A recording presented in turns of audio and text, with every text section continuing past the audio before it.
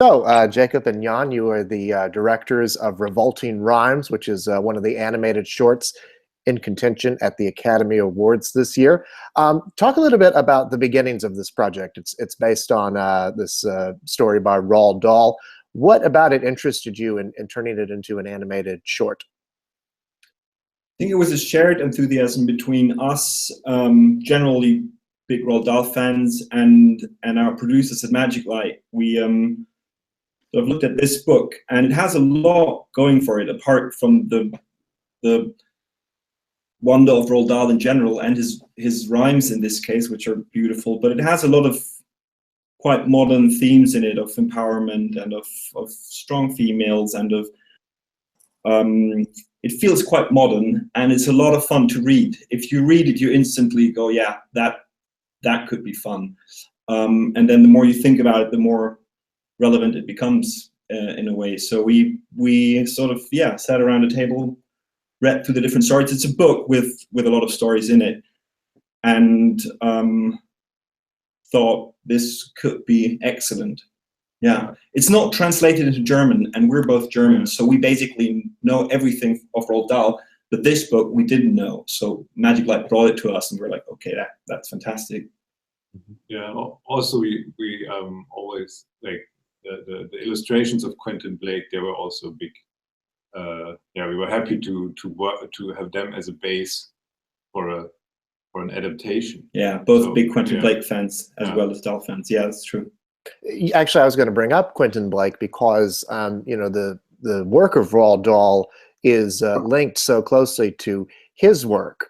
Can you talk a bit more about how you use that very unique, singular vision of Quentin Blake and use that as a jumping off point for what you guys did here?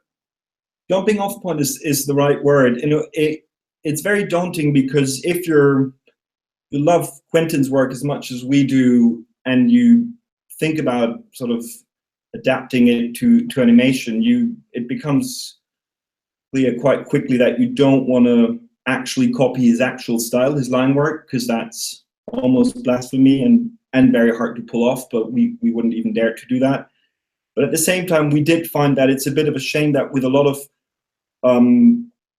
adaptations into film of Dahl's work, Blake's work oftentimes, it does serve a lot for costume design, and here and there it's used, but we think apart from his line work, his actual shapes, his volumes, his design language is quite strong, and as you say, very much connected to Dahl's work, and to us, a big part of it. So we thought what we want to do is we want to adapt it and sort of honor his work, but not copy it. So it's the same characters, but drawn, or in this world sculpted, by a different artist. So if you see the film and you go back to the book, there is no contradiction, even though they're clearly made by different artists. And that was sort of the ground rule for everything. When we sculpted the characters, we were always like, okay, it has to be the same characters. Obviously, it's not a drawing of Quentin, and it shouldn't be, but it has to be the same character. And that was good fun, actually. It's quite nice. Once you start sculpting them, you see how expressive his shapes are. And yeah, it was good fun. And the illustrations also were like a great base for all the animation. They had really nice key poses. Yeah. In the base of his drawings, and we always tried to really hit these poses that he had drawn. So yeah. If you look through the book and then compare them, the illustrations to the film, you will actually find these illustrations. Most of them in the film. Looking very different. I mean, it's sculpted and it's CG, but, and also, just to have said it, some of Quentin's little vignettes and drawings that are actually not directly relating to pieces of text or inspirations for the story. So a character like the banker pig, which plays quite a big role in our film, is a little vignette in the book and is one line in the text. But he's not really as the banker pig with this whole thing of, you know, the real estate prices and his sort of misappropriating money, and all that came from a tiny little vignette that Quentin had drawn. So it was also a story inspiration, actually. And also the cover illustration. Yeah. Obviously, you see the wolf talking, like reading that story to kids, and that was Yeah, but but that scenario doesn't exist. Yeah. The wolf, actually, that character doesn't exist in the book, the narrator wolf. So we took that from Quentin as well. So animation is quite a long and arduous process. Modern technology has made it a little easier, a little more streamlined. But talk about how much time it took in order to assemble this 29-minute short film. 2.5 years. I would say pure production was 16 months. So the writing took some time, and then we had about 16 months of production. Which is, I mean, we'd done these half hours before, and that's sort of how quickly you can pull them off. But this one has a lot more characters and a lot more sets than the ones we've done before, like the Buffalo Room on the Brooms. So it was both regarding time and money. Actually, it was wasn't easy. But yeah, sort of 16 months is the short answer to your question. Sorry. Oh, that's okay. So one of the qualities that this shares with Dahl's work is its dark sense of humor. Can you talk a little bit about putting that into, about using dark humor in animation and to tell these fairy tales that we all know and remember? I think what it actually shares with Dahl is not so much, I mean, if you say dark humor, what Dahl actually does is he's mischievous, and he does a lot of these sort of dark little twists, but there's a great humanistic side to it as well, and he always balances them. So he says, come along on a journey, it's going to be wild, but in the end you can see he has a big heart and usually has quite sort of happy endings. And so we tried to stay true to both, not to be sort of gratuitously dark, but you know, you have these moments in the book, and there are some moments that are not in the book that we added that are arguably a bit sort of, yeah, mischievous. But then I think the core of Dahl's spirit really is that in the end, he's always on the side of the little ones. He's always on the side, it's always the grown-ups creating the problems and the little ones sort of solving them. And that's usually he says, I'm going to tell you a terrible story, and then it ends quite nicely. And that's his thing. Mm-hmm. You have a great voice cast in this movie, including Rose Leslie and Dominic West, just to name a few. Can you talk about working with them and everyone in the cast and what they brought to these roles? Yeah, we were lucky. It's true. I mean, Dominic was fantastic. He was our dream for the wolf, and he was even better than we could have expected.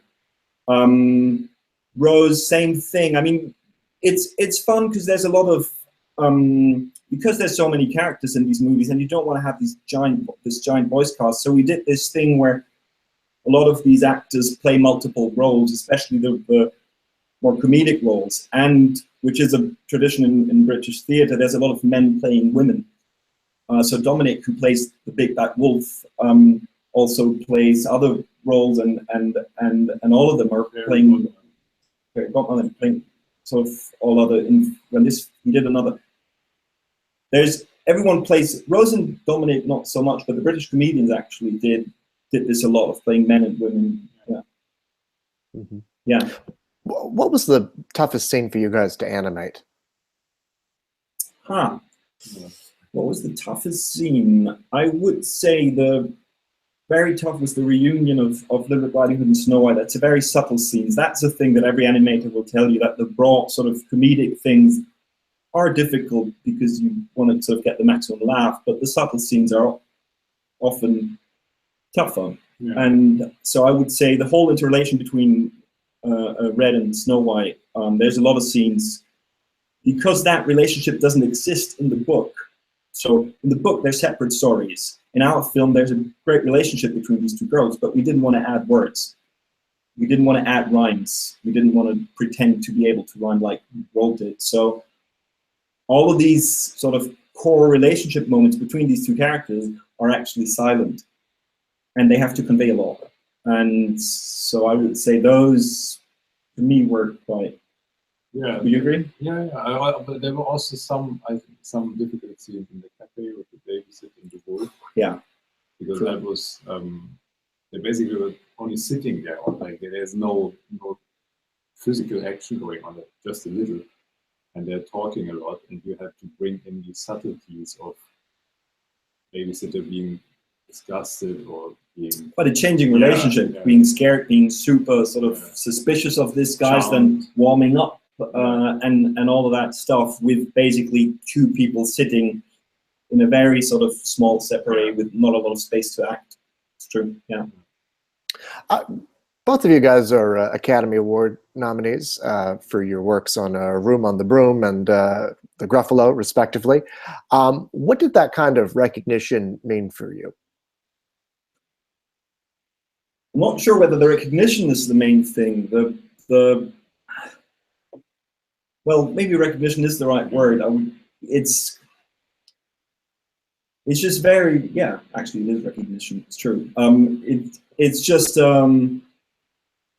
you do these films, and in animation you do them quite, you're sort of shut away from the world for 2 years. And then, I think it was the doctor who said animation is telling a joke and then waiting for 2 years to see if someone laughs.